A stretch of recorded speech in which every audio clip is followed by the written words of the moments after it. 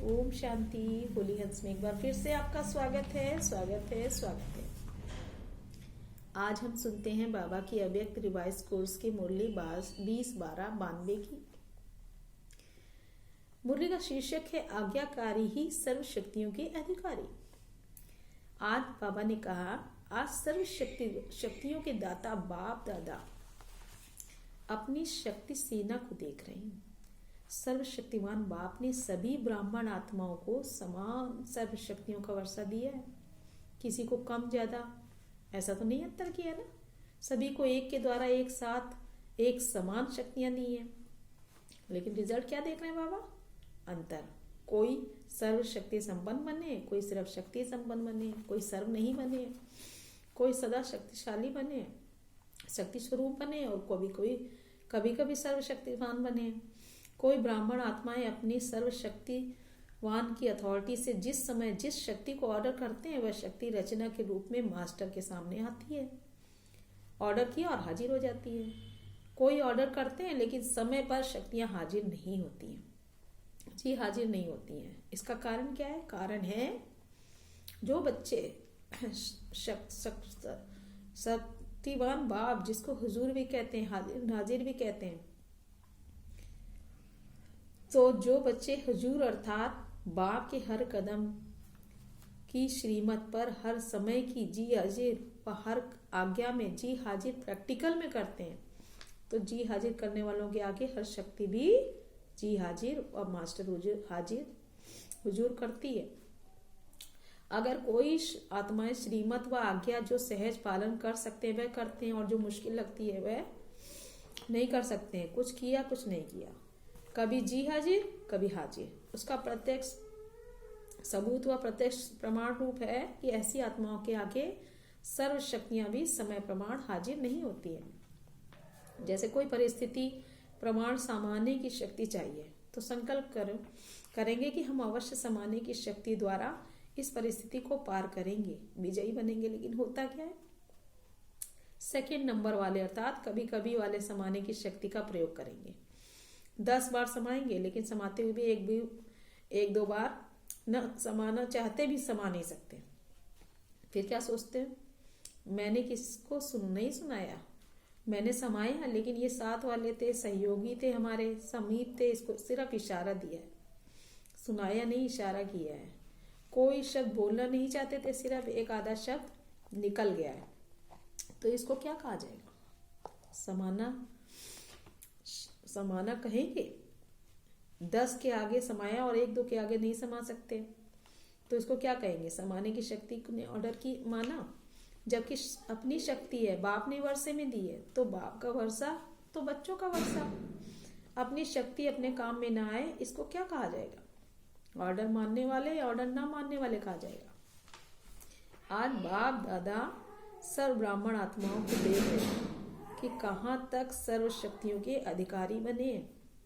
अगर अधिकारी नहीं बने तो उस समय परिस्थिति के अधीन बन पड़े। बाप दादा को सबसे ज्यादा रहम उस समय आता है जब बच्चे कोई भी शक्ति को समय पर कार्य में लगा नहीं सकते। उस समय क्या करते हैं? जब कोई बात सामना करती है तो बाप के सामने किस रूप में आते हैं?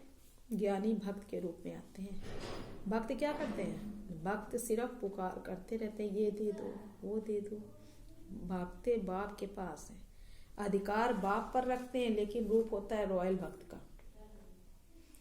और जहां अधिकार के बजाय ज्ञानी भक्त अथवा रॉयल भक्त के रूप में आते हैं, तो जब भक्ति का अंश है तो भक्ति का फल सदगति अथवा सफलता, विजय प्राप्त नहीं कर सकते। क्योंकि जहां भक्ति का अंश रह जाता है वहां भक्ति का फल ज्ञान अर्थात सर्व प्राप्ति नहीं हो सकती, सफलता नहीं मिल सकती। श्रीमत भक्ति अर्थात मेहनत और ज्ञान अर्थात मोहब्बत। अगर भक्ति का अंश है तो मेहनत जरूर करनी पड़ती है। और भक्ति का रस्म रिवाज है कि जब मुसीबत भीड़ पड़ेगी तब भगवान याद आएगा, नहीं तो अलबेले रहेंगे। ज्ञानी भक्त भी यही करते हैं ना, कि वैसे तो अलबेले रहते हैं, जब बाबा कोई मुसीबत पड़ती है अपने ऊपर तब बाबा याद आता है, तब बाबा को बहुत योग लगता है। जब कोई विघ्न आएगा तो विशेष याद करेंगे। एक है सेवा प्रति याद में बैठना और दूसरा है स्व की कमजोरी को भरने के लिए याद में बैठना। दोनों में अंतर है ना। जैसे अभी भी विश्व पर अशांति का वायुमंडल है, तो सेवा प्रति संगठित रूप में विशेष याद के प्रोग्राम बनाते हो, वह अलग बात है। वह तो दाता बनकर देने के लिए करते ही हो, वह मांगने के लिए नहीं करते हो, औरों को देने के लिए करते हो, तो वह हुआ सेवा प्रति। लेकिन अपनी कमजोरी भरने के प्रति समय पर विशेष याद करते हो, वैसे अलबेलेपन की याद होती है। वह याद होती है, भूलते नहीं हो, लेकिन अलबेलेपन की याद आती है। हम तो हैं ही बाबा के, और हैं ही कौन। अर्थात शक्तिशाली याद का प्रत्यक्ष प्रमाण, समय प्रमाण, शक्ति हाजिर हो जाए।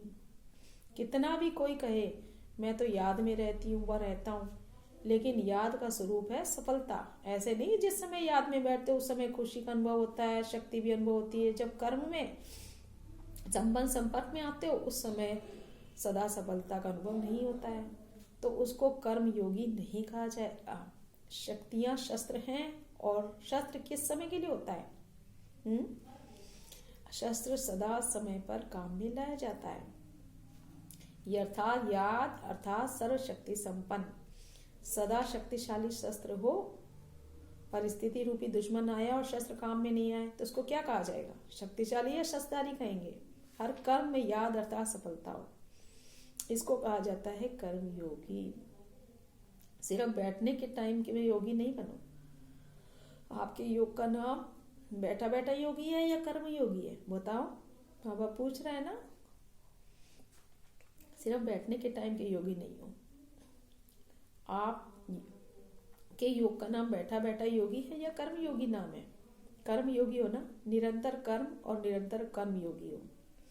जैसे कर्म के बिना एक सेकंड भी नहीं रह सकते। चाहे सोए हो भी हो तो सोने का कर्म कर रहे हो ना, तो जैसे कर्म के बिना नहीं रह सकते वैसे हर कर्म के भी योग के बिना नहीं रह सकते। कर्म में योग के बिना नहीं रह सकते, इसको कहा जाता है कर्म योगी। ऐसे नहीं समझो कि बात ही ऐसी थी, सर्कमस्टांसेस ही ऐसे थे, समस्या ही ऐसी थी, वायुमंडल ही ऐसा था। यही तो दुश्मन है।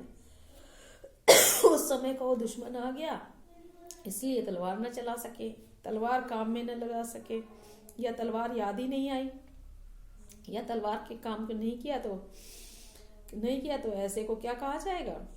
शस्त्रधारी। शक्ति सेना हो तो सेना की शक्ति क्या होती है? शस्त्र। और शस्त्र है सर्वशक्तियां। तो रिजल्ट क्या देखा? मेजॉरिटी सदा समय पर सर्वशक्तियों को ऑर्डर पर चला सके, इसमें कमी दिखाई दी बाबा को। समझते भी हैं लेकिन सफलता स्वरूप में समय प्रमाण या शक्तिहीन बन जाते हैं, या थोड़ा सा सफलता का अनुभव कर फौरन सफलता की ओर चल पड़ते हैं।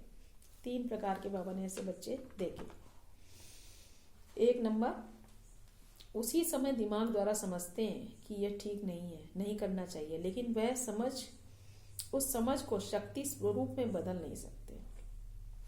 दूसरे हैं जो समझते भी हैं लेकिन समझते हुए समय व समस्या पूरी होने के बाद सोचते हैं। वह थोड़े समय में सोचते हैं, वह पूरा होने के बाद सोचते हैं।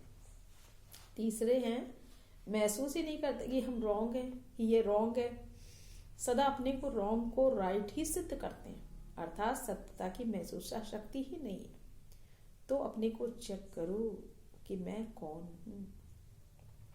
बाप दादा ने देखा कि वर्तमान समय के प्रमाण सदा और सहज सफलता किन बच्चों ने प्राप्त की। तो आज बाबा ने उन बच्चों को बताया कि किनको सफलता सदा प्राप्त होती है।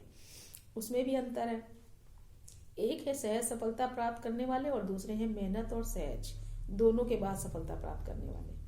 तो सहज और सदा सफलता प्राप्त करते हैं, उसका मूल आधार क्या देखा बाबा ने? क्या है मूल आधार? जो आत्माएं सदा स्वयं को निर्माण चित्त विशेषता से चलाते हैं, निर्माण चित्त की विशेषता से चलाते हैं, वही सहज सफलता को प्राप्त करते आए हैं। निर्माण शब्द एक है, लेकिन निर्माण स्थिति का विस्तार और निर्माण स्थिति का समय प्रमाण वह बहुत है। लेकिन यह याद रखना कि निर्माण बनना ही स्वमान है और सर्व शक्तियों द्वारा मान प्राप्त करने का सहज साधन है। निर्माण बनना झुकना नहीं है, लेकिन सर्व को अपनी ओर विशेषताओं की ओर प्यार में झुकाना है। समझा?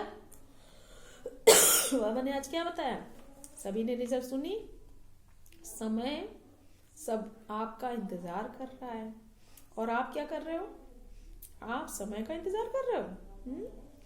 मालिक के बालक हो ना, तो समय आपका इंतजार कर रहा है कि ये मेरे मालिक मुझ समय को परिवर्तन करेंगे, वह इंतजार कर रहा है और आपको इंतजाम करना है, इंतजार नहीं करना है। सर्व को संदेश देने का, समय को संपन्न बनाने का इंतजाम करना है। जब दोनों कार्य संपन्न हो तब समय का इंतजार पूरा हो। तो ऐसे इंतजार सब कर रहे हो, किस गति से, समय को देख। आप भी कहते हो कि बहुत फास्ट समय बीत रहा है, इतने वर्ष कैसे पूरे हो गए, सोचते हो ना। अव्यक्त बाप की पालना को कितने वर्ष हो गए, कितना फास्ट समय चला, तो आपकी गति क्या है, फास्ट है या फास्ट चलकर कभी कभी थक जाते हो फिर रेस्ट करते हो। कर रहे हो या तो ड्रामा के बंधन में बंधे हुए हो, करना है, लेकिन गति क्या है इसको चेक करो। सेवा हो रही, पुरुषार्थ हो रहा है, आगे बढ़ रहे हैं, ये तो ठीक है। तो अब गति को चेक करो, सिर्फ चलने को चेक नहीं करो, गति को चेक करो, स्पीड को चेक करो, समझा। सभी अपना काम कर रहे हो ना। तो बाबा ने कहा ठीक है, अब इस पर ध्यान देना है। अच्छा, तो ओम शांति।